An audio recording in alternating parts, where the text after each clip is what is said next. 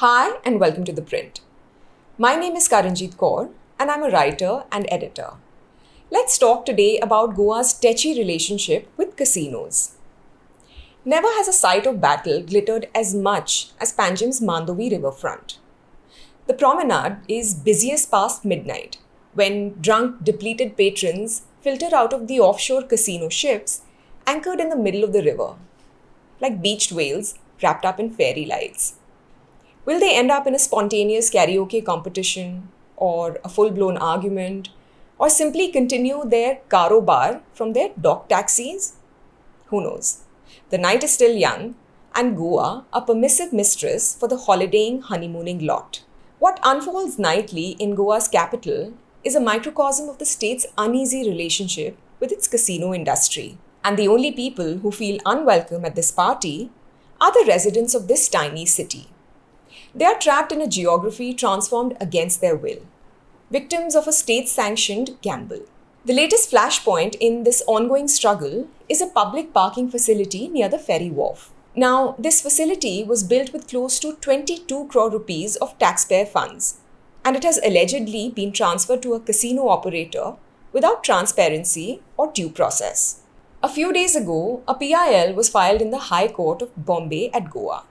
It contends that the captain of ports and the North Goa district magistrate collaborated to hand over the 627 square meter public space to Messrs Golden Peace Infrastructure for the exclusive benefit of their casino patrons. This area, originally upgraded to enhance state revenue and improve traffic management in the capital, was formally designated as a pay parking zone for public use in 2017. But this vital community space was quietly repurposed for private commercial gain through denotification orders issued in December 2023 and March 2024. Neither of these were publicized, nor were they published in the official gazette.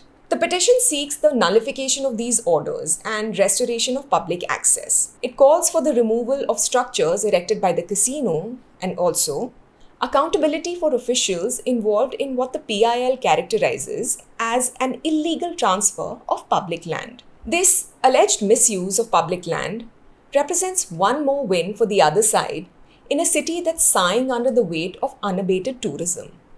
For Panjim residents like Dr. Louis Dias, who runs the music education charity Child's Play India Foundation, casino operations constitute a daily violation of dignity and urban citizenship. Dias explained, "For those of us who live on the waterfront, we have every possible problem from drunk driving, noise pollution, actual litter, and parking issues. I have never seen Panjim under such mismanagement." He said that they've had to call the police several times during the wee hours. However, the burden of proof consistently falls on harassed citizens rather than disruptive visitors, who are notorious for jumping over the low boundary walls of old houses and peering through windows. The unspoken social contract that once allowed residents to exist peacefully in their city has been shredded over the years. This reorganization has altered the psychology of public life in Panjim. It's very difficult to have fun the old-fashioned way, like going for a walk in the evening, Dias told me. When residents attempt to reclaim their spaces through formal channels, they find themselves abandoned. When they complain about a lack of respect from tourists, they are mocked. He said, "We have had to just carry on living.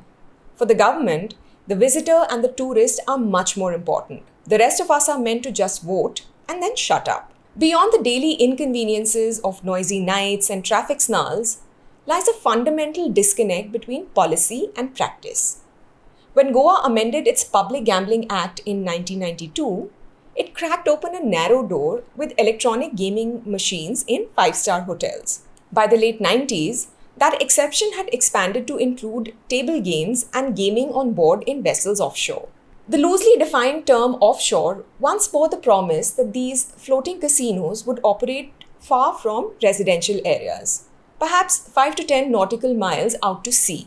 But a quarter century later, that promise lies shipwrecked in the middle of the Mandovi, where massive vessels now dominate Panjim's landscape.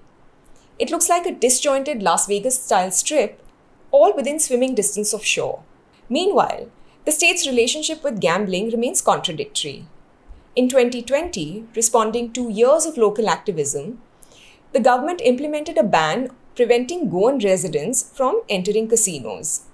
This effectively means that gambling is morally acceptable for tourists, but not for locals.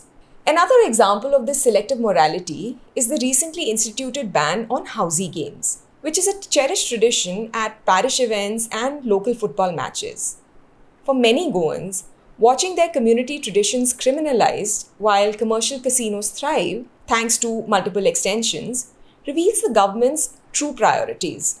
The economic defense of casinos has always stood on two pillars: revenue generation and employment creation. Casinos have been very profitable and have filled up the state's coffers. According to reports, in 2023-24, the Goa government earned 606 crore rupees from the industry, marking a 70% jump over the previous year. Can a state really afford to reject this industry, regardless of its moral costs? But social activist Sabina Martins challenges these claims. Martins is the convener of Aam Aurat Aadmi Against Gambling, also known as AAG. According to her, this prosperity masks a darker reality that activists have witnessed firsthand. She told me that when casinos first started, they relied on locals to provide business. Her organization has documented numerous cases of addiction, financial ruin, and family destruction. Young men take loans or leave their education to go to casinos. Martin said, "Women have equal property rights in Goa, but I have seen some of their husbands gambling it all away by taking power of attorney under duress." Martins, who has been involved with women's activism for a long time, said that the industry has been marketed as a lifestyle and a high-end status symbol for locals. That has directly contributed to gambling addictions, which were previously present but not at the scale they now experience. She also suggested that the rise of casinos as an economic policy has led to visitors associating Goa with a den of vices. She said, "The tentacles of casinos have penetrated the social, political, and economic sectors. It's like when the East India Company or the Portuguese came to India and we lost our freedoms. The same thing is happening with casinos." Not everyone opposes casinos on purely moral grounds, though. Jack Sukhija, a citizen of Panjim, acknowledges overt and indirect economic benefits. Casinos, after all, bring in visitors who fill hotels and restaurants, boost rental demand, and eventually fuel consumption.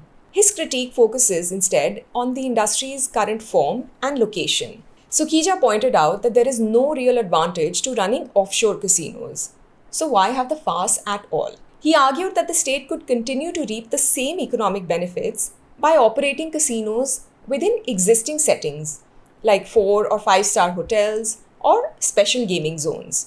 What Sukhija really wants is for the government to focus on channeling the profits from the industry back into the city by appointing a gaming commissioner or regulating the industry and also preserving the riverfront. All over the world, cities that are by the water use it to their advantage. This visual pollution is a total loss for Panjim, he said. Eventually, it all boils down to public consent and who the casinos serve. Patricia Pinto, a former councillor of the Corporation of the City of Panjim, recalls deliberations from the 1990s when citizens envisioned their capital's future. She recounted that in 1996, she'd attended a seminar that tried to search for an identity for Panjim. We discussed how Panjim should develop as a seat of power, a walking city, a heritage city. Nowhere did we discuss whether it should become a casino city, she told me. This insight demolishes the myth that casino development represented some organic evolution of Goa's character. Instead, it was imposed from above, bypassing community vision. In Kampal, for instance, Pinto said, there is talk of evicting fishermen accused of polluting the river, even as a report by NIO has shown otherwise. Now, Panjim stands alienated from itself, where even basic institutions carry the branding of private gambling operators. Pinto said, even police barricades bear the name of Casino Pride and Majestic Pride. I want to ask, where is our police pride? Whether it's fishermen or public parking, This debate is about who ultimately has the right to Goa's commons, whose activities deserve legitimization, and who is considered a criminal. In the inexorable march towards progress, Goa must reckon with who gets to have a meaningful vote in shaping the place that they call home.